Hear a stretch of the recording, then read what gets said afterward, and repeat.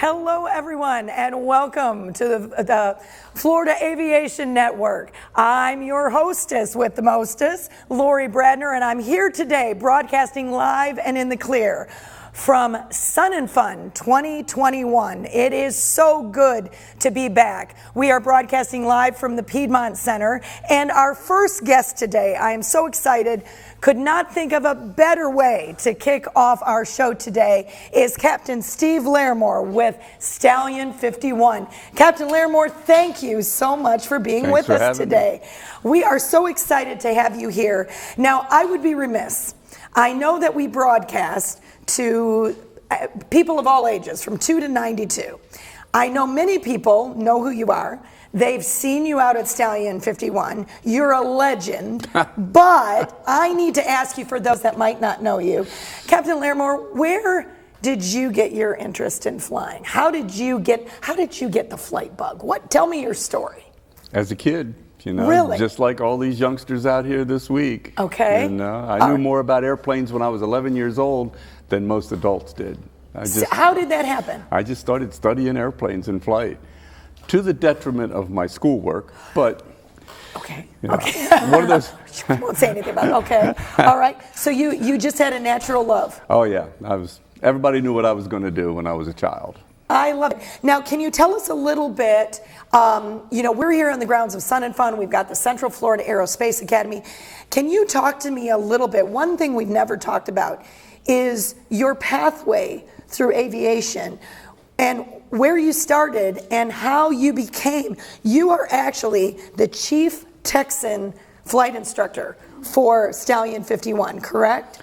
So where did you begin and how did you get there? Can you talk us through your path? Well, let's start out by saying that I'm a small airplane guy. Okay. And I stayed with it. I got it. The career path would typically be flight instructor, okay, airline, corporate flying, right, something like that, military. Okay. I never got anywhere near that. Okay. I started in little airplanes and I stayed in little airplanes. I love it. That kind of makes me a specialist in tail draggers, okay, small light planes, aerobatics, awesome, and warbirds.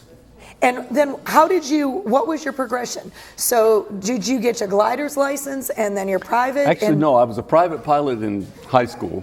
Really? Yeah, but you can do that early. And that's what these kids are doing here. Exactly. Right? So in high school, then I went off to college and studied some English and history.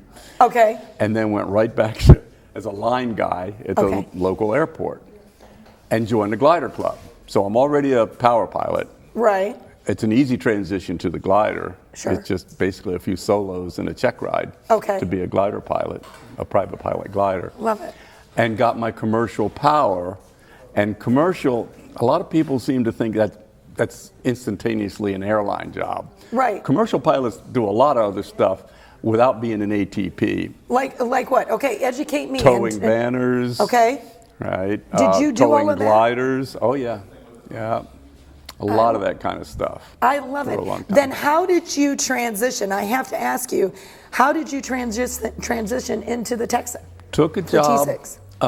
Early on. I was working as a mechanic. Meanwhile, I'm getting my A&P license, right? Okay. From on-the-job experience. Okay. Just by being at the airport and working on airplanes. So got my A&P license, eventually got my inspection authorization later on. Took a job flying a biplane, a Waco biplane, doing rides. What we call orientation flights, but in the biplane it's rides, and that industry is still going strong. Just to introduce people to the thrill of flying. Yeah. Okay. And really learn how you do a lot of flights, a lot of takeoff and landings. You meet a lot of people. You learn how to talk to people. Sure. And you really learn about light plane flying. Right. Okay. That led into the T6. Okay. Right, because got so much experience in a relatively heavy tail dragger. Right. The T6 is the gold standard for warbird training for the bigger, higher powered warbirds. Okay. So we started a T6 operation, and I wouldn't even call that a ride operation, but we were selling warbird rides. Okay. And it took off. And for a couple of decades, now who did you start this with? May I back? Who did you start? Was this your brainchild? I was working with a friend of mine as a glider in a glider ride operation. And we were both glider pilots and tow pilots. Right. He took a job as an instructor in St. Augustine and wanted to start air combat school in T6s. Okay. And took me with him because I'm the mechanic, I'm an instructor, high time aerobatic and tailwheel guy. Right. Well, the air combat part didn't really take off, but the warbird rides part did. A lot of people just wanted to get into a warbird, and the T6 is a great airplane to do that. Of all in. ages. Everybody. A lot of sentiment, a lot of people's grandfathers and fathers and uncles flew, a lot of them in World War II, flew the Texan. All those World War II pilots, almost everyone went through the Texan as an advanced trainer, the T6. So it was a good market, and we barnstormed all over the country with that. You would sell the flights as a gift certificate, and then go to these different places for a couple of weeks or a month or something during the season, and do the flights. I got all over the place, all over the country doing that, and that's still going on. The Waco flights, the biplane flights, the T6 flights, warbird flights, everything, and right up to the Mustang. The T6, after 4,000 hours in a T6 doing this, led into the Mustang job. You said 4,000. I've now got 5,000 hours in a T6, and total almost 7,000 hours in T6 and Mustang, North American products, right? So that's just what I do, and I've been doing it for a long time. Right. And that's how you get all the experience. It's amazing considering you're 29. It is amazing at my age, that's right.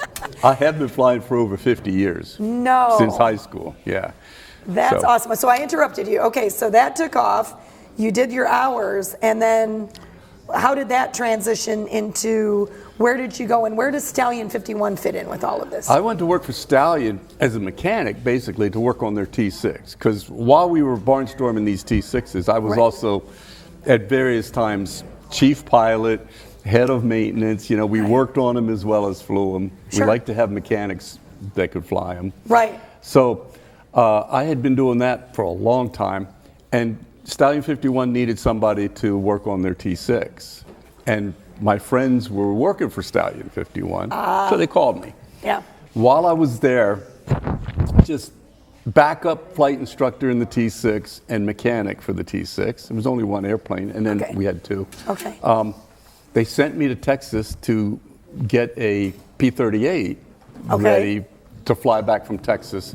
One of our customers had bought it. Right. Put carburetors on it, new brakes, got a ferry permit, and Steve Hinton flew it back to Florida. And then they hired me to work on it.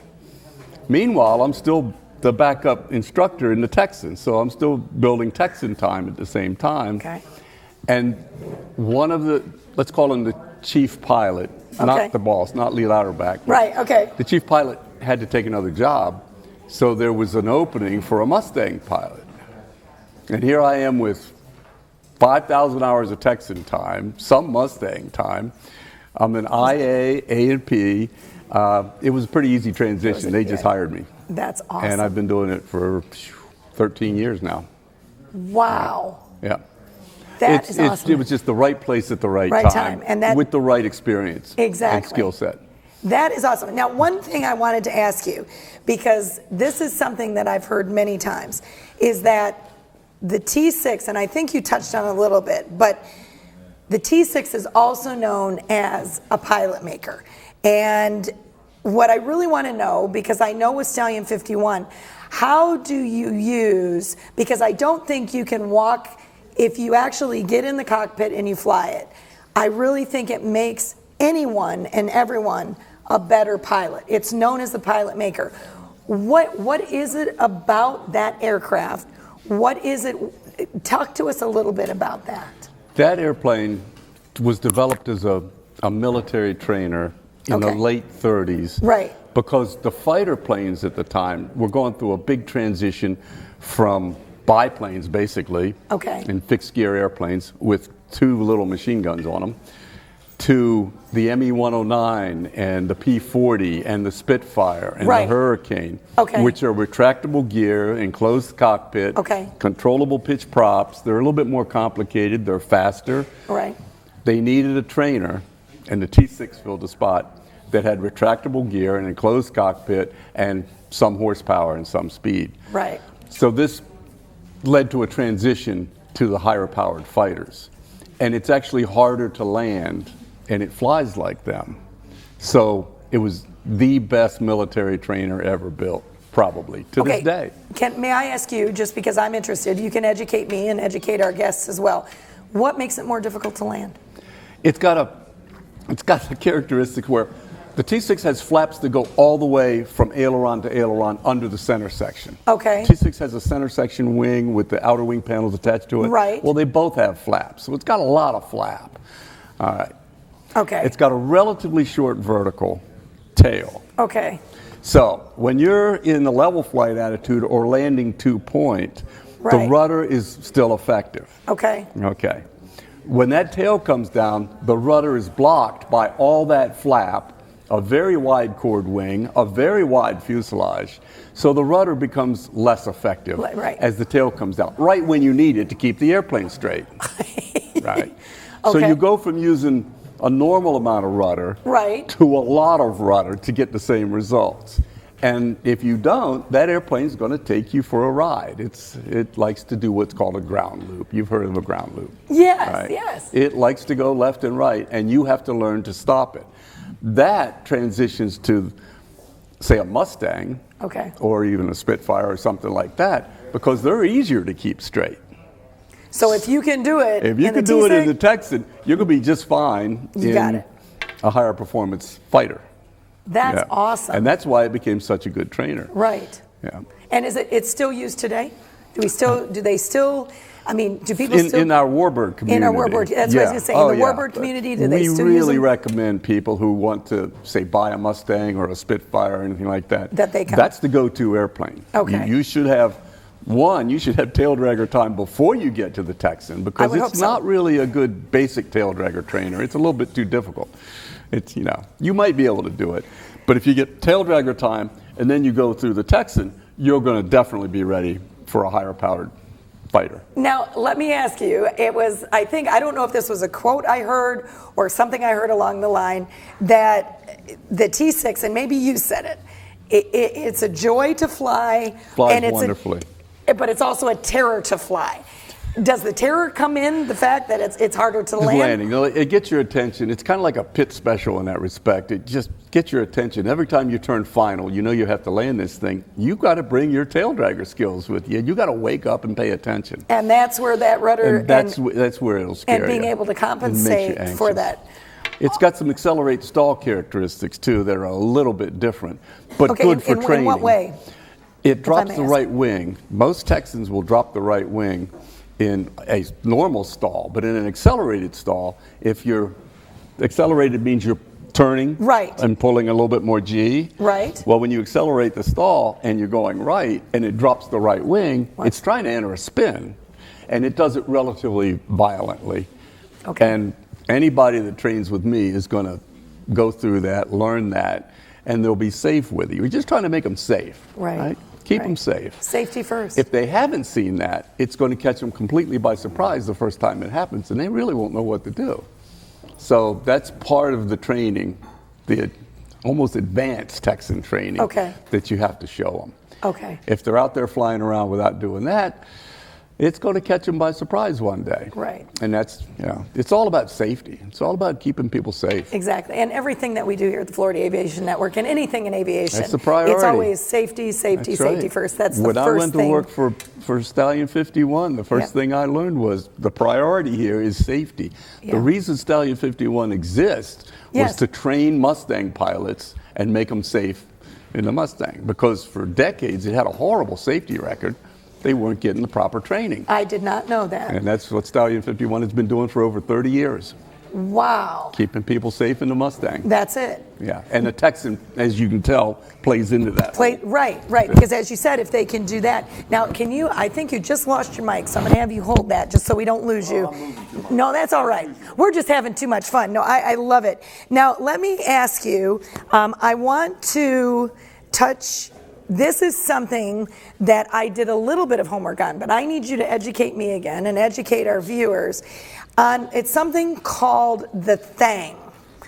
Thang. And the Thang. It's the Thang. We're going to talk about the Thang, and I believe that stands for Territory Hawaii Air National Guard. So there's a unique Hawaiian history here. So to just incorporate our diversity, can you talk to me about that Thang? Thang? Yes, I want to learn more about this. Thang. It's written right on the airplane. It is, a Thang. And people are constantly looking at it going, Thang? It's a Thang? Right, okay, good. Territory of Hawaii Air National Guard. This airplane actually was a Hawaiian Air National Guard airplane. It lived in Hawaii, and under a civilian owner, it was painted yellow, just like the military trainers. Okay. And it's painted just like Territory of Hawaii Air National Guard. So it's got that written on there. So that's its nickname. We call it Thang. Thang. Yeah. Now, have you ever flown Thang? I've got probably over 1,000 hours in Thang. Really? Yeah. That's our airplane. That's our Texan trainer. Now, let me ask you, I have yet to have a chance to look really at the grounds. I spent most of my time out in the museum and looking at the new Skylab project we've got going on. Is that something that if people come to Sun and Fun that they can see this year? Or there are a lot of Texans here. There are a lot of Texans here, but okay. Not our Texan. Our Texan's home in the hangar. Okay. Ready for another student. Awesome. Right? I think I get to fly it tomorrow. No, Monday. Monday. Yeah. That is awesome. Now, Captain Larmore, let me ask you, where are you if people want to come see you and they want to come meet you in person, because you are absolutely a delight and just your experience is unbelievable. No, it's awesome. Where can they come see you on the grounds of Sun and Fun? On Sun and Fun, we're on the Warbird ramp. Okay. There's a big dark bus. Okay. Right. They did have two F-18s next to it, but they're moving airplanes around right now. Okay. South side of the Warbird ramp. Okay. Just look for Stallion 51. We got a big presence there. Awesome. Always. And we got all kinds of information to give people. And there's a website. Okay. Go ahead. Stallion51.com. Stallion51.com. Okay. That's right. Awesome. And if they want to schedule anything or get more information, they call the office in Kissimmee. You mean they can schedule a flight for themselves? Oh, yeah. And you don't have to be a pilot to do it. I could do it? Anybody can do it. Oh. Because we have the instructor with you. I love it. I love it. Yeah. That would be awesome. Now, before we close out, I need to ask you, a little bird told me, you have a rather unique nickname. It works really well. It does. Yes. And I believe what I was told is it was, let me look at my notes, is it Mad Dog? Mad Dog. Now, do you care to tell us about that? What I really like doing is, I introduce myself as Steve. Right. All right. And we go through a whole brief, and I'll spend close to an hour with somebody who's just taking an orientation flight. Okay. And in the Mustang, they don't know about the Mad Dog thing unless Kelly's told them or somebody's told them, until I put my helmet on. They're all strapped in. And they see Mad Dog written on the back of the helmet. I just love to see their faces. That's all they see in the back is Mad Dog. They got it right on the back of the helmet. So, no, it's really a joke. I thought it was a joke when I started using that. I was flying gliders, and people are really anxious about taking a ride in a glider. They've never done it before. The glider is sitting out there on its wing. It looks like it's broken anyway, so they're nervous. So I tried to lighten it up by saying, when they came to meet me, hi, I'm your glider pilot. My name's Steve, but you can call me Mad Dog. I had one poor girl, she turned right around and walked away. I had to chase her down. But I thought it was a joke. Well, then I started flying Warbirds. You've got to have a nickname. Of course. A call sign. Of course. Right. And Mad Dog was it. I don't think it fits, but everybody else seems to like it. Well, from everyone I've talked to, especially with all of your experience and everything you've done, I do need to ask you, what are your total hours? I know the last time we talked, I think you were near 14,000. I mean, what are your total hours? I'm over 16,000 hours, but my claim to fame is... Yes, please, tell us. I've never flown an autopilot. See, most high-time people up there in the 15,000, 20,000 hour range, they're autopilot guys. They're airline pilots, corporate pilots. They fly autopilots. Not Mad Dog. It's all hands-on. Every second of that time is hands-on. Even when I'm instructing, you got to stay right there. Right. So that's a little rare for somebody with that amount of hours. Most of it in tail draggers. A lot of it doing aerobatics, and probably the majority of it doing aerobatics. So instead of having a real job and going and flying aerobatics for fun, I do it on a daily basis for work. It's still fun. I love it. Let me ask you, as I know we only have a few, I could talk to you all day. You are just a delight and so educational. If you had any advice to give for our young pilots, all of those young people that are coming out to Sun and Fun 2021, that are on the Warboard ramp, that have an interest in flying, that have gotten that flight bug, what piece of advice as we close out, what would you tell them, Captain Larmore? Take it and run with it. Don't give up. But the most important thing is the education, right? Thank you. Get back into school. Thank you. And study. You know, you've got to have that background to take the tests to be a pilot. You know, you've got to learn a lot to be a pilot. Right. But you want to have that background first. The airlines require, and the military require, a college education for their pilots. They do. Right? There's a reason for that. Yep. So get the education, study hard, even in elementary school and high school. I love it. I love it. Captain Larmore, it is a delight. I hope that you will continue to come and visit us at the Florida Aviation Every Network. year. And it has been my honor and pleasure. I'm so excited that I actually got to be the one to speak with you today. My name is Lori Bradner. I'm with the Florida Aviation Network. We are broadcasting live and in the clear from the Piedmont Center at Sun and Fun 2021. We look forward to seeing you here.